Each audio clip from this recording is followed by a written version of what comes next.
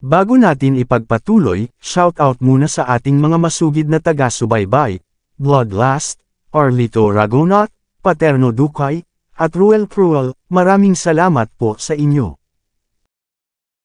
Kabanata 3261. May oras pa para umalis ka. Maaari akong magpasya para kay Young Master Burton dito. Magpapanggap tayo na walang nangyari. Malamig na tumawa si Bodhi na may malinaw na hangarin sa pagpatay sa kanyang mga mata. Pero kung hindi ka aalis ngayon, huwag mo akong sisihin sa susunod na mangyayari. Nagkibit balikat lang si Harvey York. Oh, sobrang takot ako. Huwag ka nang magpakitang gilas, Harvey. Humalaklak si Bodhi. Ako ay mula sa India, ngunit mayroon din akong maraming koneksyon dito. Ang pangalawang pinuno sa Floatwell Police Station, si Logan Bowie mismo, ay ang aking kapatid. Maaari kanyang ikulong kung gusto niya. Banta ni Bodhi kay Harvey na may kalmadong mukha. Logan, second in command, humagalpak ng tawa si Harvey. Mabuti, ipadala mo siya dito para ihatid ako sa kulungan. Bulalas ni Harvey, bibigyan kita ng $1.5 bilyong kung mapapagawa mo talaga siya. Natigilan si Bodhi. Hindi niya inaasahan na makakakuha ng ganoong reaksyon mula kay Harvey. Hindi niya alam kung ano ang isasagot noon. Hindi mo ba alam kung gaano kalakas ang pangalawang in-command sa Floatwell Police Station? Hindi maiwasan ni Bodhi na bigyan ng babala si Harvey. Ang taong iyon ay may awtoridad sa buong sumpa na lungsod na ito. Dalhin mo na lang siya dito, mahinahong sagot ni Harvey sabay ngiti. Maghihintay ako. Mabuti, ang lakas ng loob mo. Galit talaga si Bodhi.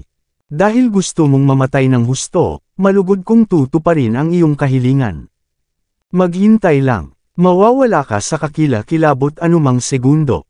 Malamig na tumawa si Bodhi. Hindi siya kaakit-akit gaya ni Eli Burton, ngunit isa pa rin siyang Vaishya. Siya ay kumilos ng napakataas at makapangyarihan sa buong buhay niya. Hindi siya mahalagang bahagi ng Baroda Business Council, ngunit marami siyang mapagkukunan at koneksyon sa Floatwell. Ang mga taong nagtangkang lumaban sa kanya ay lahat ay hinarap. Ang mga dilag na alam kung gaano kalakas si Bodhi ay hindi napigil ang tumawa. Kung ikukumpara sa Young Master ng Baroda Business Council, si Harvey ay wala. Ang isang tanga ay naglakas loob na labanan ang maraming Vaishya na ito. Walang kwenta. Kung gusto ni Bodhi na patayin si Harvey, hindi niya alam kung ano ang tatama sa kanya. Pakiramdam ng mga babae ay may malaking palabas na magaganap. Umupo na ang lahat habang medyo tense pa rin ang hangin. Umupo si Harvey sa tabi mismo ni Cynthia Zimmer nang hindi sumaludo kay Eli, na may dominanteng hitsura sa kanyang mukha. Isang malamig na tingin ang ipinakita ni Eli bago niya ikanaway ang kanyang kamay. Maraming mga delicacy ang dinala kaagad pagkatapos. Bumukas ang dragon set, tumambad ang mahinang amoy ng alak. Nang walang sinasabi si Eli, binuhusan na ni Bodhi ang mga baso para sa lahat na may mainit na ngiti sa kanyang mukha. Hindi, salamat. Allergic ako sa alak. Malakas na tumanggi si Cynthia na uminom habang si Bodhi ay lumapit sa kanya. Sa halip, toast ko ang lahat ng tsaa. Nagningning ang mga mata ni Bodhi matapos marinig ang sinabi ni Cynthia. Ito ay isang malaking araw, Miss Zimmer. Bihira lang tayong magkita ng ganito. Dapat uminom ka, hindi mo ito mapapalitan ng tsaa. Bukod dito, hindi pa maraming tao ang nakakita ng inuming ito dati. Ang set na ito lamang ay nagkakahalaga ng daan-daang libong dolyar. Pagsisisihan mo kung hindi mo susubukan. Halika, isang shot lang. Patuloy na binuhusan ni Bodhi ang inumin ni Cynthia Zimmer. Umiling si Cynthia, allergic talaga ako. Huwag ka nang malungkot, Cynthia. Uminom ka please. Oo, lahat tayo ay panauhin dito. Dapat nating sundin ang host. Hindi ka dapat maging ganito kagalang. Si Young Master Burton at Young Master Bodhi ay mga kilalang tao ng Baroda Business Council. Paano ka gagawa ng karera sa iyong sarili kung ganito ka kawalang galang? Marami kang mapapala sa pag-inom. Walang paraan na hindi mo maintindihan, tama ba? Sabay-sabay na nagsalita ang lahat para pilitin si Cynthia na uminom. Natahimik si Cynthia na may kalmadong ekspresyon sa mukha. Inisip ni Eli Burton ang sitwasyon bago niya ibinuka ang kanyang bibig. Hindi ka galit sa pagpunta namin sa bayaw mo ngayon, di ba? Malalim na tanong ni Eli. Hindi, malamig na sagot ni Cynthia. Humalaklak si Eli bago siya nagpakita ng malamig na tingin. Hindi niya akalain na iba ang babaeng ito sa iba. Hindi lamang sinubukan ni Cynthia na kumapit kay Eli, ngunit patuloy din niyang tinanggihan ang pagtugis nito ng walang kabiguan. Sa katunayan, ito ay medyo mahirap. Ngunit kung gaano kahirap para kay Eli na makarating kay Cynthia, mas naging interesado siya. Matapos ipakita ang isang ngiti sa kanyang mukha, ibinaling niya ang kanyang tingin kay Harvey York. Nagkamali tayo noon, Sir York. Hindi ka namin dapat pinagtatawanan. Humihingi ako ng paumanhin sa ngalan ng lahat dito. Nagkunwaring yumuko si Eli kay Harvey bago mabilis na iniba ang usapan. Ito ay isang malaking araw, Sir York. Ngayong nakatipon na tayong lahat dito, dapat nating inumin ang Dragon Set, hindi ba? Ngumiti si Harvey na may malalim na ekspresyon sa mukha. Tama, kailangan nating uminom. Isa itong malaking araw kung tutuusin. Pero kailangan mong itigil ang pagpilit kay Cynthia. Allergic siya sa alak. Sa kabaligtaran, igagalang ko ang lahat. Iinuman ko rin ang kanyang bahagi. Itinaas ni Harvey ang baso at tahimik na ngumiti. Dahil ako ang hipag niya at boyfriend niya, ako dapat ang tumulong kay Cynthia dito.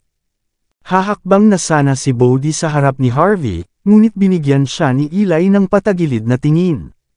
Natauhan si Bodhi bago siya lumakad ng may matangkad na ngiti. Tama ka, ikaw ay ganap na tama. Tayo na at uminom. Halika. At mag-toast tayo. Ibinaba ni Bodhi ang buong baso, mukhang na-refresh habang ginagawa iyon. Sinipa ni Cynthia si Harvey sa paa, senyales na huwag maging pabaya. Hindi naman siya ganoon katanga. Malinaw, maaari niyang sabihin kay Eli at sa iba na ito ay walang kabuluhan. Tuluyan na siyang hindi pinansin ni Harvey. Mabuting tao. Susunod na ako. Tapos, ibinaba din ni Harvey ang baso niya. Napakahusay na tao, Mr. York. Lumapit si Eli kay Harvey, lahat ay nakangiti. Iinom din ako. Ayon sa mga panuntunan sa mesa, lahat ay kailangang uminom ng unang 3 baso. Sabi ni Harvey na ikinapikit ng mga mata. Natigilan si Eli bago siya bahagyang tumango. Tama iyan. Sabay-sabay na tayo. Tatapusin muna natin ang ating gawain kasama si Sir York bago magpatuloy. Mabilis na ibinaba ni Eli ang inumin pagkatapos niyang magsalita. Halika, Mr. York. Eto na ang pangalawang baso mo. Ito ay para sa ating pagkakaibigan, Sir York. Itinaas ni Eli Burton ang kanyang baso. Tama, idinikit ni Harvey York ang kanyang baso sa kay Eli bago nila isubo ang kanilang inumin. Maya-maya, uminom ng 3 baso ang lahat. Matapos tingnan ni Eli ang lahat, isang binata ang humakbang na may matamis na ngiti. Ito ay toast upang makilala ka, Sir York. Tama na, Harvey. Umalis na tayo dito. Nagpatuloy si Cynthia Zimmer sa paghila sa damit ni Harvey matapos mapanood ang mga lalaki na sinusubukang lasangin si Harvey. Tuluyan nang hindi pinansin ni Harvey si Cynthia at ngumiti lang ito sa binata. Nagklink sila ng baso bago muling isinubo ni Harvey ang inumin niya. Napaka-generous mong tao, Sir York. Tayo'y magkakasundo. Sinisikap kong makuha ang iyong mga pananaw, Sir York. Ikinagagalak na makilala ka, Sir York. Humigit kumulang 8 young masters mula sa India ang pumunta kay Harvey para mag-toast. Napaka-friendly nila, na para bang si Harvey ang kanilang tagapagligtas. Napangiti si Harvey habang patuloy ang pagklink ng baso niya sa iba. Wala siyang balak na tumigil kaagad. Kalahati ng Dragon Set ay wala na noon. Tumulo ang malamig na pawis sa ulo ni Cynthia matapos makita ang 3 bote ng alak na dumaan sa lalamunan ni Harvey. Paulit-ulit niyang sinasabi kay Harvey na umalis sa lugar, pero nagkunwari siyang walang narinig. Nagsisimula ng magsisi si Cynthia na dinala si Harvey dito. Dapat ay hindi na sila lumitaw sa unang lugar. Ano ang silbi ng pag-inom kasama ang isang grupo ng mga ginoo, Sir York? Dapat uminom ka sa amin sa halip na sa mga babae. Naglalakad si Diana Lee kasama ang isang grupo ng mga babae matapos siyang tingnan ni Eli. Dapat kang sumama, Mr. York. Sabi ni Diana na may matamis na ngiti. He even blew a kiss for Harvey while put on a seductive look on his face. Galit na tumayo si Cynthia. Iinom ako sa iyo, Diana. Hindi magiging maganda iyon. Allergic ka sa alak. Hindi ka pwedeng uminom. Nakangiting sigaw ni Diana. Simula pa noong unang panahon, ang mga lalaki lang ang pwedeng uminom para sa mga babae. Hindi ka baliktaran. Siya ang iyong lalaki. Ano ang gagawin mo kung masira ang kanyang reputasyon dahil sa iyo? Paano mo gustong ipakita niya ang kanyang mukha sa publiko sa hinaharap? Nagtataka tuloy si Diana habang sinusulyapan si Harvey. Tapos ka na ba, Mr. York? Dapat mong malaman na ang mga lalaki ay hindi dapat sabihin yun anumang oras. Nagtawanan ang mga tao pagkatapos marinig ang mga salitang iyon dahil maliwanag na iba ang ibig sabihin nito. Lahat ay nagpakita ng malalim na titig habang tahimik na pinapanood ang eksena. Siyempre, kumpiyansa na tumawa si Harvey sa kabuuan nito. Umupo ka, Cynthia. Panuurin mo akong pabagsakin sila isa-isa. Tumawa siya. Mabuting tao. Kung mabubuhay ka pa sa amin, sa iyo kaming lahat. Si Diana pagkatapos ay ikinawit ang kanyang baso sa kay Harvey's bago isinubo ang kanyang inumin. Pinikit ni Harvey ang kanyang mga mata bago iyon ginawa. Hindi niya sinubukang gumawa ng marami. Bahagyang namumula ang kanyang mukha habang bahagyang umindayog ang kanyang katawan. Malamig na tumawa ang mga mayayamang babae nang makita nila ang tanawin bago sila lumapit din sa kanya na may hawak na inumin. Ang kanilang layunin ay simple. Gusto lang nilang malasing si Harvey to the point of madness. Naubos na lahat ang dragon sets pagkatapos ng susunod na round. Malamig na tumawa si Eli Burton sa nakita. Ang taong ito ay isang ganap na tulala. Dapat ay baguhan siya. Malinaw na sinusubukan naming pag-udin siya. Hindi niya ba nakikita iyon? Alam ng lahat na maya-maya ay babagsak si Harvey York kapag nakita siyang umiindayog. Isang mapaglarong ngiti din ang ipinakita ni Bodhi sa nakita. Tulad ng inaasahan kay Young Master Burton. Marami siyang natutunan para manalo sa diskarte lang. Pumalakpak si Bodhi bago nagdala ng isa pang dragon set ang katulong. Nagdala siya ng 2 bote ng Ace of Spades at inabot ang isa kay Harvey. Halika, tigisang bote, Sir York. Lalaki ka, tama. Natakot si Cynthia Zimmer matapos makita ang tanawin. Hindi ka na makakainom, kuya. Hindi mahalaga. Ayos lang ako. Kaya kung pigilan ang alak ko. Parang natulala si Harvey habang patuloy ang pag-indayog ng kanyang katawan. Hinawakan niya ang bote na may ngiti sa kanyang mukha at sumagot, "Let's do it." Ngumiti pabalik si Bodhi. Tama. Mauuna na ako. Pareho silang nagsimulang uminom mula sa bote. Mukhang nakikipagkumpetensya sila, ngunit mukhang mas seryoso sila kaysa dati. Ang mga bote ay 700 gramo bawat isa. Iyon mismo ay isang nakababahala na numero. Pero nagulat si Eli na nakatayo pa rin si Harvey kahit halos himatayan na siya. Ang kanyang katawan ay patuloy na umindayog, ngunit hindi talaga siya nahulog sa lupa. Patuloy na kinukumbinsi ni Cynthia si Harvey na huminto sa pag-inom, ngunit hindi nagpatinag si Harvey. Matapos uminom ang lahat ng tig-iisang bote, wala ni isang tunog ang maririnig sa loob ng silid. Si Eli at ang iba ay nakahiga sa lupa, walang malay. Bawat isa sa kanila ay humawak sa kanilang mga kwelyo habang sila ay humihingal. Wala na rin silang lakas para ipagpatuloy ang pag-inom kasama si Harvey. Ngumiti si Harvey at naglakad pa punta sa lahat matapos makita ang tanawin. Halika, magkaibigan tayong lahat dito. Dapat ko bang ibalik ang pabor para sa gayong pagnanasa, tama? Ano ang mangyayari? Mangyayari. Hindi masasabi ng mga lalaki na tapos na sila. Ito ay para humingi ng paumanhin sa inyong lahat sa pagpapakitang gilas, pagkakasala kina Young Master Burton at Young Master Bodhi. Hindi naman ako mananagot kung hindi ko makikilala kung sino sila in the first place, di ba? Walang tigil si Harvey sa pagsubo ng inumin sa kanyang kamay habang nagpapakita ng napakatamis na ngiti. Si Eli at ang iba pang nanunuya ay tumingin kay Harvey noong una. Sa tingin niya ay nililigawan lang niya ang kanyang kamatayan na umiinom ng ganito kapag siya ay lasing na lasing. Gayunpaman, agad na nagbago ang kanilang mga ekspresyon. Mukhang mahuhulog si Harvey, ngunit hindi niya ginawa. Naramdaman ni Eli at ng iba ang pag-ikot ng kanilang mga ulo pagkatapos ng isa pang inumin. Muntik na silang mahulog. Si Diana Lee at ang iba pang mga babae ay nakahiga sa mesa ng walang lakas na bumangon. Patuloy ang pagkibot ng mga mata at bibig ni Eli.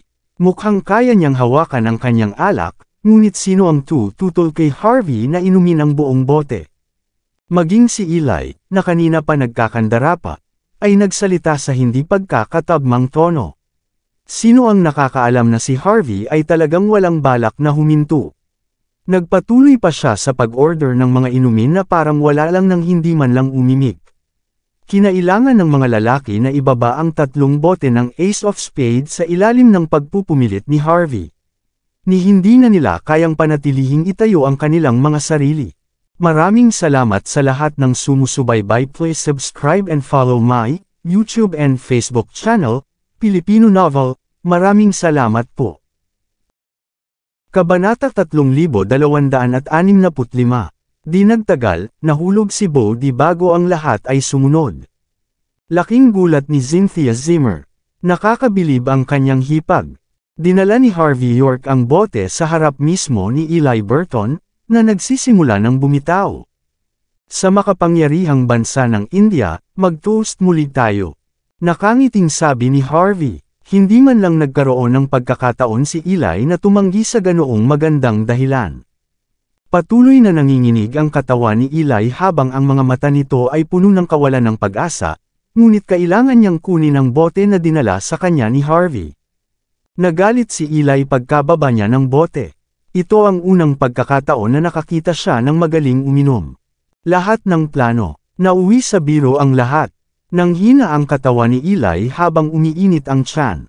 Kung itutuloy niya ang pag-inom, talagang mababaliw siya. Hindi siya binigyan ni Harvey ng pagkakataong magpahinga. Kumuha siya ng isa pang bote na may matamis na ngiti at sinabing, "Halika.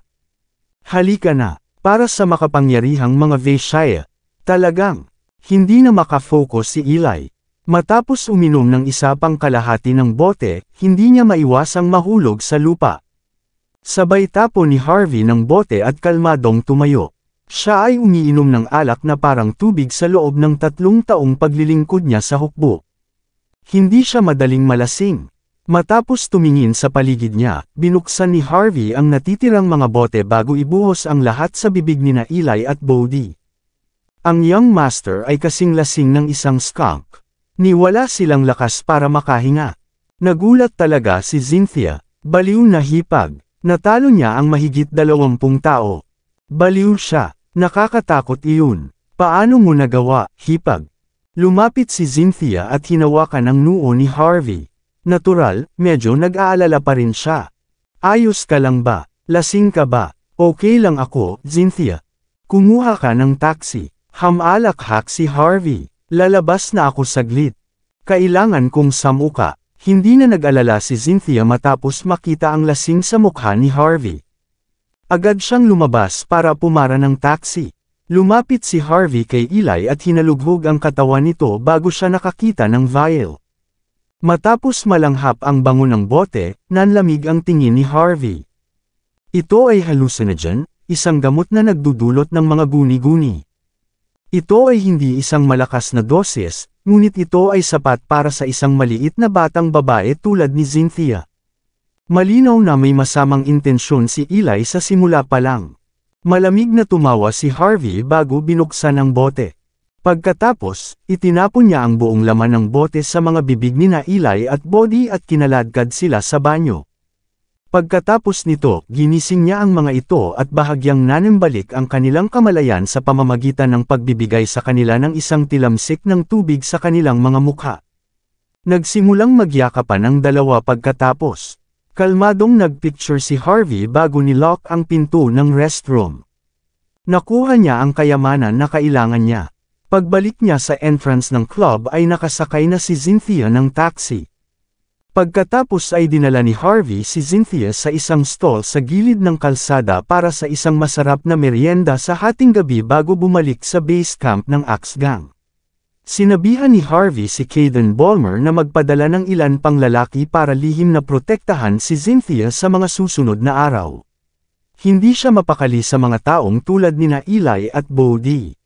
Ngunit hindi niya iniisip na mag-aksaya ng pagsisikap sa kanila kung aawayin siya muli. Kinabukasan, sa Hearthstone Corporation, si Mandy Zimmer ay nagtrabaho buong gabi bago siya lumabas ng kanyang opisina na mukhang walang sigla. Dahil kay Lillian Yates, hindi siya maaaring manatili sa base camp ng Axe Gang. Ang isa sa mga silid sa gusali ay ginawang pansamantalang silid para sa pansamantalang pahinga. Lumagok ng kaunti si Mandy sa sinigang na ginawa niya mismo. Hindi talaga madaling pamahalaan ng isang kumpanya. Bukod sa lahat ng mga detalyadong account na kailangan niyang kumpletuhin, ang mga shareholder ay nagkalat kapag sila ay may awtoridad sa kanilang sarili. Kahit na maaaring kunin ni Mandy ang lahat ng pagkakataon para sa kumpanya dahil sa kanyang 70% stake, hindi dapat maliitin ang mga shareholder. Kasabay ng xenophobic na pag-uugali ng upper social circle ng Floatwell, si Mandy ay namumuhay ng mahirap sa nakalipas na ilang araw. Ngunit sa pag-aakalang nakuha na ni Harvey ang lahat ng shares para sa kanya, huminga ng malalim si Mandy bago muling suriin ang mga account. Kung hindi pa rin siya makakagawa ng isang disenteng trabaho pagkatapos na ibigay sa kanya ni Harvey ang lahat ng walang kapalit, wala nang pagkakataon para sa kanya na umangat sa pamilya Jean. Bang! Sa sandaling ito, isang malakas na tunog ang tila umalangaw-ngaw mula sa pintuan ng gusali. Napatayo si Mandy pagkatapos marinig ang boses. Anong ginagawa mo? Oh! Napahampas sa lupa ang security guard na nakarinig ng tunog. Maya-maya pa, humigit kumulang 8 tao na may masamang tingin ang pumasok sa gusali. At sa likod ng mga taong iyon, ay may 2 kalbong demon monks. Nakasuot sila ng dilaw na damit tulad ng mga normal na monghe, ngunit mukhang mga gangster. Ang kaawa-awa nilang titig kung minsan ay damapo sa babaeng nakaitim na nasa harapan nila. Ang babaeng iyon ay walang iba kundi si Diana Lee mula sa Barossa Business Council. Pinamunuan niya ang grupo sa kumpanya at sinampal ang security guard mismo. Kumunot ang noo ni Mandy. Sino ka? Bakit ka nandito? Nakilala lang ni Diana si Cynthia Zimmer noong nandito siya noong isang araw. Obviously, hindi siya kilala ni Mandy. Saglit na tinitigan ni Diana si Mandy bago tumawa ng malamig. Maghanap sa lugar. Ang mga bodyguard at ang mga monghe sa likod niya ay naghiwalay at nagsimulang maghanap sa bawat silid sa gusali. Ang mga manggagawang nanatili sa kanilang pahinga ay pinalayas lahat sa silid. Takot na takot sila. Hindi nila inaasahan na magkakagulo sila sa overtime. Agad na kinaladkad ang mga manggagawa sa bulwagan. Malamig ang ekspresyon ni Mandy habang nakikita ang lahat ng nangyari. Ano ang ibig sabihin nito? Pumasok ka sa kumpanya ko, sinira mo ang pinto ko, sinira ang kagamitan ko, at binugbog pa ang mga trabahador ko. Talagang lumalabag ka sa batas. Ikaw si Mandy, tama. Bulalas ni Diana nang hindi nakasagot ng maayos. Tawagan mo si Harvey dito ngayon. Natigilan si Mandy. Para saan? Para saan? Isang malamig na tingin ang ibinigay ni Diana kay Mandy. Walang kinalaman iyon sa iyo. Ang kailangan mo lang gawin ngayon ay tawagan siya ngayon din. Dapat siyang mamatay. Kung hindi mo sinabi sa akin kung ano ang kailangan kong malaman, hindi ko siya tatawagan, sagot ni Mandy Zimmer na may seryosong tingin. Mabuti pa umalis ka na, o tatawag ako ng pulis. Walang ideya si Mandy kung anong uri ng sama ng loob ang mayroon ng isang babaeng tulad niya kay Harvey York. Pero natakot siya na baka magdusa si Harvey matapos makita ang 2 demon monks dito. Hinahanap ko ito ng buong araw. Ngunit hindi ko pa rin mahanap ang maldito na iyon. Ikaw ang kanyang dating asawa, ngunit maaari ka lamang naming panatilihin dito dahil hindi namin siya mahanap. Malamig na tinignan ni Diana Lee si Mandy. Mabuti pa tumawag ka na, baka masama kung magagalit ako. Malinaw, walang ideya si Diana na si Harvey ay nakatira sa base camp ng Axe Gang. Kung gagawin niya, baka lumayo lang ito sa kanya. Sa isip-isip niya, siguradong magpapakita si Harvey kung ginamit na pain si Mandy. Hindi mo ba ako naiintindihan? Agad na nagdilim ang mukha ni Mandy. Ito ang Hearthstone Company. Ang aming mga shareholder ay lahat ng kilalang tao sa lungsod. Hindi ka tinatanggap ng kumpanya. Umalis ka na dito, o. Sampal. Bago pa matapos ni Mandy ang kanyang pangungusap, humakbang na si Diana at sinampal siya sa mukha. Ngumuso si Mandy habang umuurong ng ilang hakbang. Nagpakita ang maliwanag na pulang mga kopya ng palad habang si Mandy ay napuno ng hindi paniniwala. Hinawakan ni Diana ang kanyang mga palad na may bossy na ekspresyon sa kanyang mukha. Sino ka? Sa tingin mo ba ay may karapatan kang hamunin ang Baroto Business Council?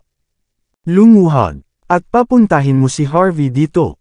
Kung ayaw niya, huwag mo nang isipin na panatilihin ang iyong buong buhay. Isang malamig na tingin ang ipinakita ni Diana. Galit na galit sina Eli Burton at Bodhi sa nangyari noong nakaraang araw. Kung hindi maaayos ni Diana ang kanyang mga problema sa lalong madaling panahon, siya ay magiging kakilakilabot. Wala akong pakialam kung sino ka, pero huwag mong kalimutan. Ito ang kumpanya ko. Bulalas ni Mandy na tinakpan ang mukha. Maaari kitang kasuhan hanggang sa masira ka dahil sa pagsira sa ari-arian ko at paggawa ng anumang gusto mo rito. Pagkatapos, inilabas ni Mandy ang kanyang cellphone para tumawag ng pulis. Malamig na napangiti si Diana. Mukhang hindi ka matututo hanggat hindi kita tinuturuan na maldita ka. Wala kang ideya kung gaano talaga katakot ang Baroto Business Council. Ang tauhan sa likod ni Diana ay humakbang pasulong, at kinuha ang cellphone ni Mandy, at itinulak siya sa lupa. Ano ang sinusubukan mong gawin? Si Mandy ay patuloy na lumalaban, ngunit siya ay lubos na nahihigitan. Naipit siya sa lupa ng mga sandaling iyon. Pagkatapos noon ay hinayla siya sa sopa at agad na itinali. Walang pagkakataong makatakas si Mandy. Ito ay isang ilegal na paglabag at pagkakulong. Sigaw niya na may tampuhang mukha. Lumalabag ka sa batas. Paglabag sa batas. Tumawa si Diana bago tinapik ang mukha ni Mandy. Lumuhod. Ngumisi si Mandy, managinip ka. Sampal. Isang beses na sinampal ni Diana ang mukha ni Mandy. Hindi mo ba naiintindihan ang sinasabi ko? Si Mandy Zimmer ay nagngangalit ang kanyang mga ngipin habang tinitiis ang pumipintig na sakit sa kanyang mukha. Hinding-hindi ako luluhod sa harap mo. Sampal. Itinapat ni Diana Lee ang likod ng kanyang kamay sa mukha ni Mandy. Kasabay nito, galit na hinablot ni Diana ang isang dakot ng buhok ni Mandy at isinandal ang ulo sa mesa. Nakaramdam ng matinding sakit si Mandy bago umikot ang kanyang ulo. Halos himatayan siya sa oras na ito. Siya ang pinuno ng ika-9 na sangay ng pamilya Jean, ngunit hindi pa siya nakalaban ng sinuman sa buong buhay niya. Dapat siyang magdusa para sa mga gumawa ng ganito sa Floatwell. Bam, bam! Sinipa siya ng mga babae sa likod ni Mandy sa likod ng kanyang mga tuhod, na pilit siyang napaluhod. Ang kanyang mukha ay ganap na namamaga at puno ng dugo. Iyon ay tunay na isang malungkot na tanawin. Nag-cross arms si Diana at nakangiwi na tumingin kay Mandy. Magandang kalungkutan. Hindi ka ba mahusay na tao? Napaluhod ka pa rin, hindi ba?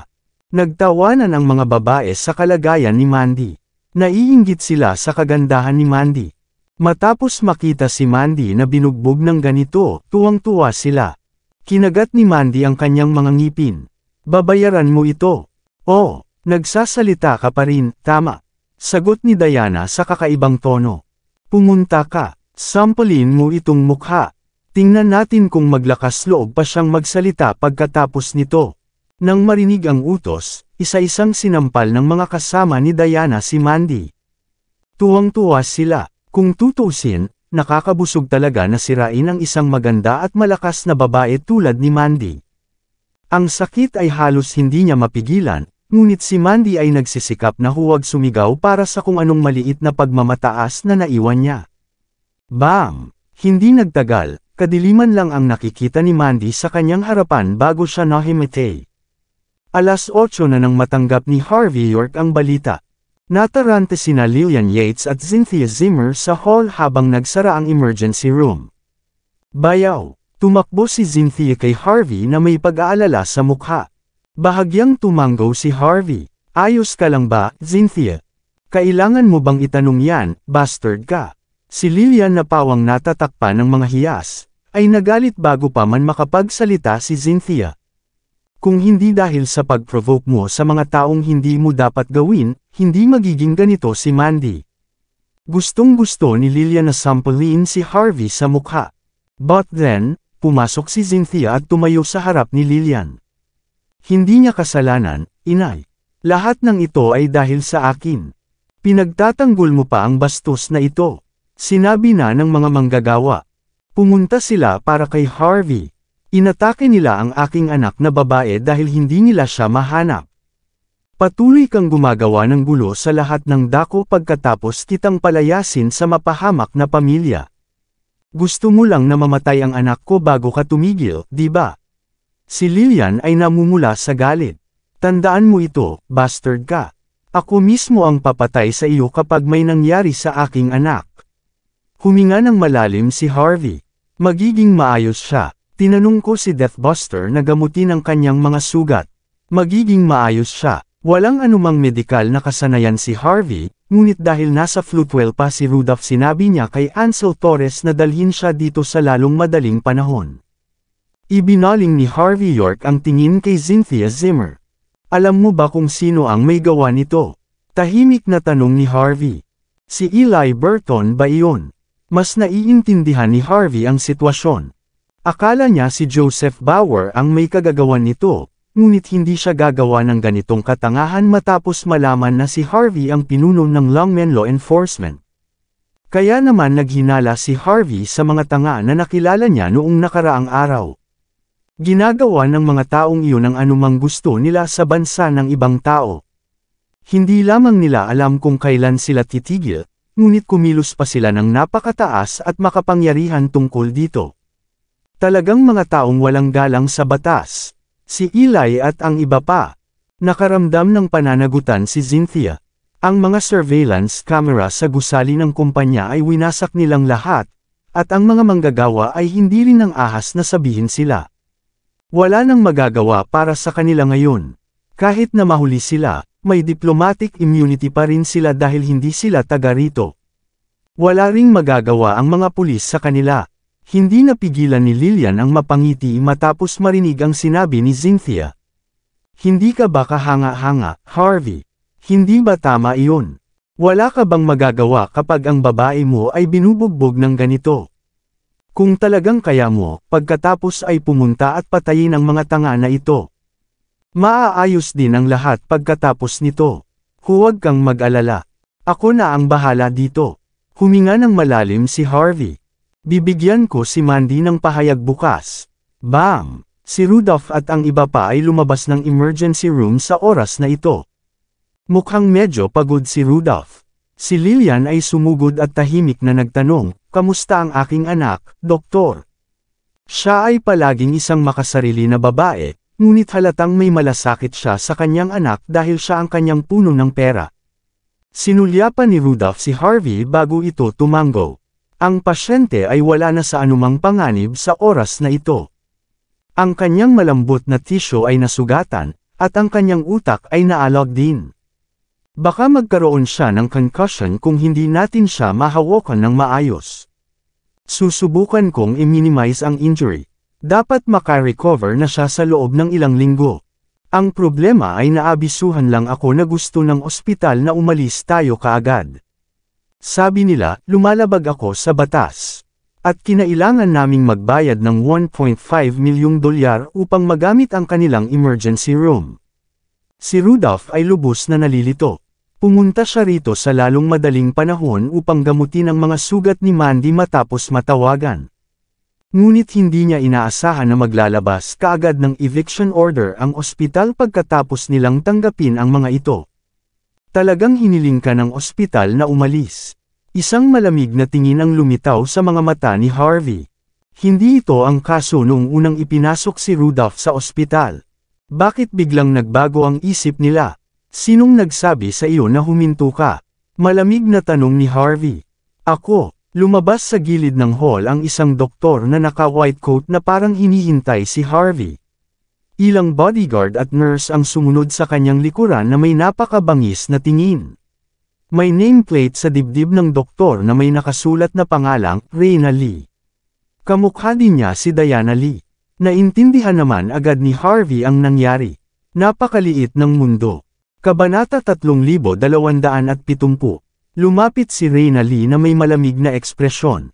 Ito ay isang ospital, hindi isang supermarket.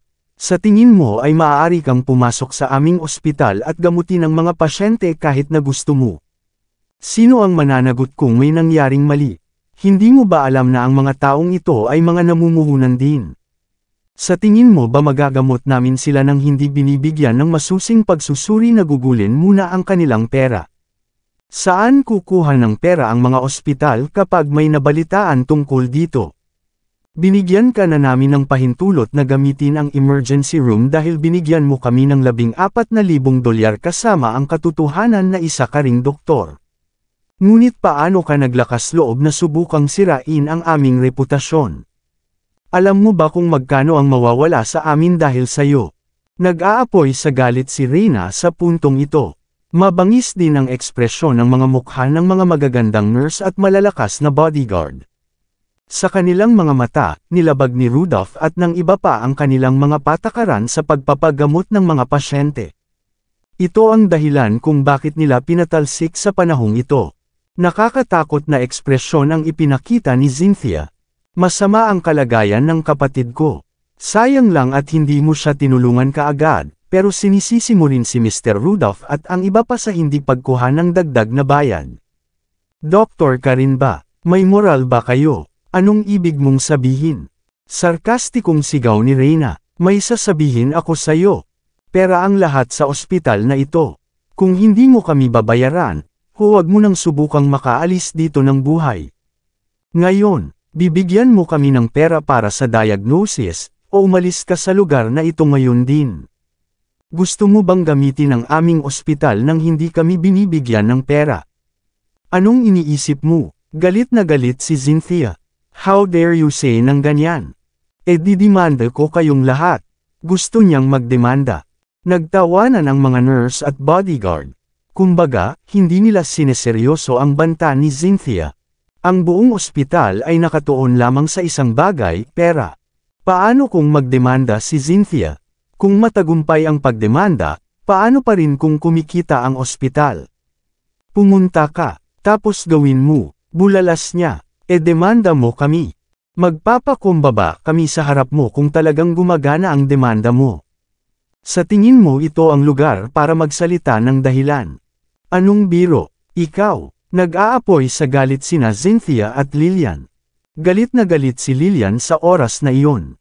Dati siyang hindi makatwiran sa buong buhay niya, ngunit ito ang unang pagkakataon na nakakita siya ng isang taong mas masahol pa sa kanya. Sampal. Hindi nag-aksaya ng oras si Harvey na sampulin si Reyna sa mukha. Napasigaw si Reyna habang pinapalipad siya. Ang kanyang puting Amerikana ay agad na nabahiran nang bumagsak siya pabalik sa lupa. Makikita ang matingkad na pulang marka ng palad sa kanyang namamagang mukha, pagkatapos. Napaupo si Reyna sa lupa, na nagyelo. Hindi siya makapaniwala sa nangyari kanina. Hindi niya akalain na may maglalakas loob na magbuhat sa kanya sa ospital. Sinaktan niya ako, sigaw ni Reyna. May problema dito. Tumawag ng security. Galit na pinandilatan ng mga nurse si Harvey. Mamamatay ka. Sinaktan mo ang isang mahalagang tao. Hindi ka makakaalis sa lugar na ito nang hindi nasaktan. Obviously, first time nilang makakita ng mayabang sa ospital.